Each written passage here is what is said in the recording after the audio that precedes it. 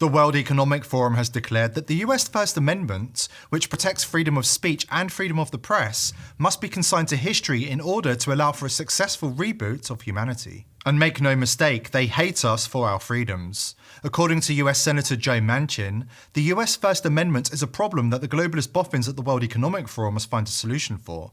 This is what being a traitor on the global stage looks like.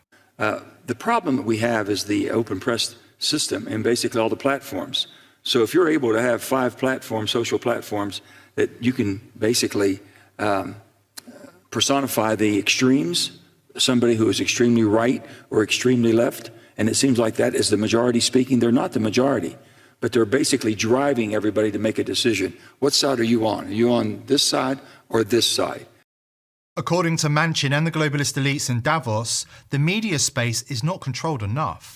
This might sound absurd to you when you consider that the mainstream media is completely bought and paid for, but Manchin, Schwab and the Davos elite are not talking about mainstream media. They are talking about independent media and the internet in general. They are talking about real people like you and me. The internet is a major problem for the elites. They want humanity to live in a world where political theatre, like the fake arrest of Greta Thunberg this week in Germany, is broadcast into the homes of millions of people, where everybody accepts everything on face value because there is nobody left to question the narrative and expose the lies. Take a look at Thunberg and her fellow actors laughing, posing and getting ready for the cameras before the fake arrest that was carried on every mainstream media network in the world.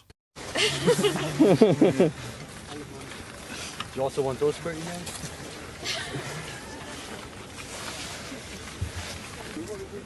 Wie sieht's denn aus mit der Badstraße? Was mit der?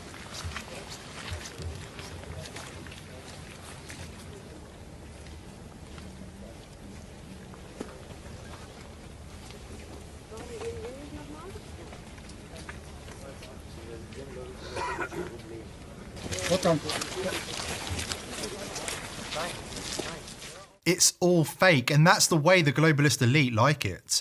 Anything real is attacked by the mainstream media, derided as fake news by the fact-checkers, and suppressed by algorithms on social media. We are living through a full frontal assault on truth and decency, a time when lies are peddled as self-evident truths, and anybody daring to tell the truth about the real agenda of the elites is slandered, vilified, attacked as insane, or even worse. Klaus Schwab was confronted by an independent journalist from Japan this week at the World Economic Forum in Davos.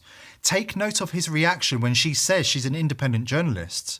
Make no mistake, the global elite are terrified of us. Chairman Schwab, I'm from Japan. May I ask you for... I'm from Japan. Yeah. And may I ask you for a comment? No, we're on our way to the next thing. We're a bit late. I can just walk with you and then ask questions. I think we're gonna rush actually. But thank you. Thanks very much.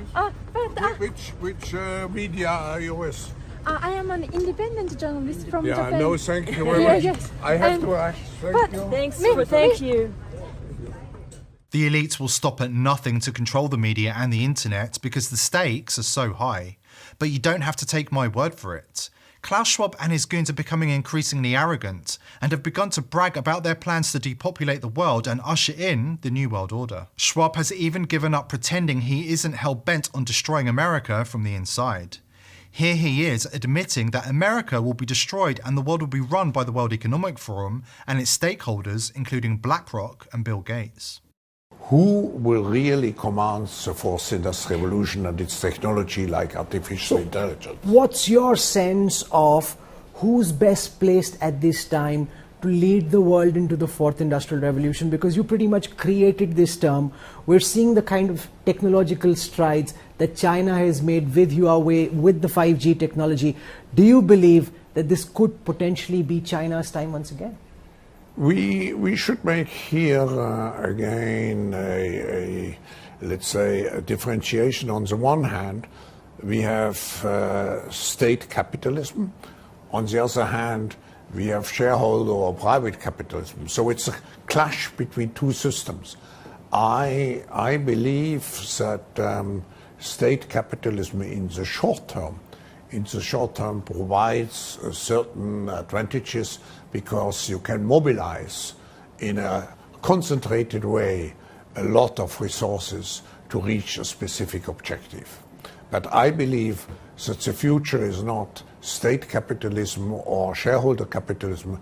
The future is what I call stakeholder capitalism. And if you're wondering how tightly the global elite control the mainstream media, we have a few exhibits for the prosecution. Mainstream media outlets have been exposed reading from the exact same script and advancing an identical propaganda narrative. Take last year's highly theatrical FBI raid on Mar-a-Lago, for example. Sources tell ABC News there's been a strong reaction to the raid on extremist and QAnon-related forums. Sources say there's been a strong reaction to the raid on extremist and QAnon-related forums. Sources also telling ABC News there's been a strong reaction from some extreme groups online, including QAnon and other groups. There's been a strong reaction to the raid on extremist and QAnon-related forums, including those that were active before January 6th. Including those that were active prior to January 6th. Including those that were active prior to January 6th. Involved in the January 6th insurrection. Including those that were active prior to the January 6th riot. Some have been calling for violence and even a civil war. Some of them include calls for violence and even a civil war. Some of them include calls for violence in online forums and even civil war. This was the top comment on the search on the pro-Trump site The Donald last night. Quote, lock and load with references to a civil war. Talking very violently about civil war. Searches for civil war spiked. They're talking about civil war. Civil war. Civil war. Civil war. Civil war. Civil war. Which raises the question, what do the elites have to hide and why are they so determined to make everybody see major events in the same way? This is mind control in action. There is a reason they are called programs and programming. And it's not the first time the media has been caught parroting from the same propaganda script. Hi, I'm Fox San Antonio's Jessica Headley. And I'm Ryan Wolf. Our greatest responsibility is to serve our Treasure Valley communities, the El Paso, Las Cruces communities, Eastern Iowa communities, Mid-Michigan communities. We are extremely proud of the quality, balanced journalism that CBS 4 News produces. But we are concerned about trouble and trending irresponsible, one-sided news stories plaguing our country. The sharing of biased and false news has become all too common on social media. More alarming, some media outlets publish these same fake stories without checking facts first. The sharing of biased and false news has become all too common on social media. More alarming, some media outlets publish these stories simply aren't true without checking facts first. Unfortunately, some members of the media use their platforms to push their own personal bias and agenda to control exactly what people think. Are you surprised? In 1949, a CIA director called Frank Wisner was given a task to create an organization responsible for the manipulation of media and direct action in the United States and other countries around the world. This operation would be known as Mockingbird. The justification for Operation Mockingbird was to fight against communism. But as often happens with government programs, the stated objective and the reality of what the program is used for do not always align. The CIA would go on to hire many top journalists working for big mainstream media outlets to further their cause. But they did not stop there. They also hired many students and foreign journalists as well, anything to stop the threat of communism and increasingly influence public opinion in other ways too. The CIA even funded Hollywood films.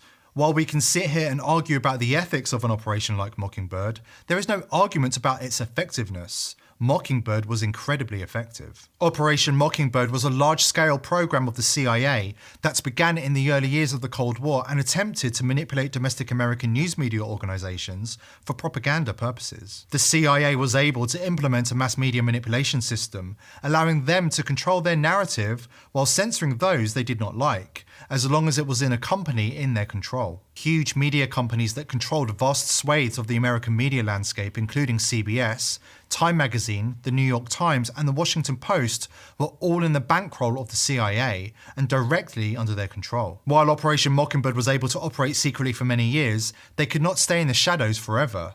In 1964, David Wise and Thomas B. Ross published a book called The Invisible Government. The book blew the lid on the CIA covert activities and how the agency operated. Then, just 2 years later, Ramparts published the first expose of Mockingbird. Sol Stern, the writer of the expose, describes the experience. Until the Ramparts story broke, the government could count on the mandarins of the Washington journalism to protect national security secrets. But as details of the front group spilled out, editorials in the Times and the Post skewed the secret funding arrangements and compared it with methods used by America's Cold War enemies. The CIA was beginning to feel the heat. The Watergate scandal drew the attention of the public onto America's many agencies. This led to many investigations, most notably the Church hearing. In 1975, a US senator by the name of Frank Church set up a committee forever known as the Church Committee. CIA Director William Colby was called in for a hearing. The Church Committee would go on to release various reports exposing the CIA, leading to public outrage about their actions. The next year, George H.W. Bush, who was the new CIA director, publicly ended the CIA's relationship with the media, stating, "The CIA will not enter into any paid or contractual relationship with any full or part-time news correspondent accredited by any United States news service, newspaper, periodical, radio, or television network." Perhaps that's why CNN are listed as entertainment and not news. Just a thought.